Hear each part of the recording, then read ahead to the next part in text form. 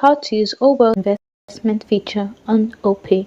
Now if you're on Opay and you've seen OWealth but you don't know what it's used for or how to use it, here's how to do it. First of all, just click on Finance and then you click on OWealth.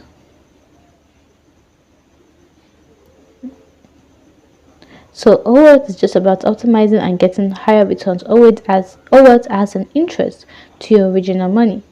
So with any money that you save, if you save it normally on your normal Opay wallet, you do not get any interest. But if you save it on OWealth, you get an interest. So if it's to save, just click save,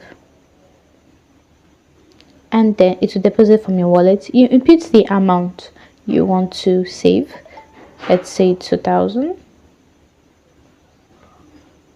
If you have a sufficient wallet balance, you have to add money. If you do not, just click on 2,000. Then you press next. Once you have the money, all my money is already in OWealth. That is why I cannot press save again. All my money automatically goes to OWealth. So once you press next, you input your PIN as always, and then that's it.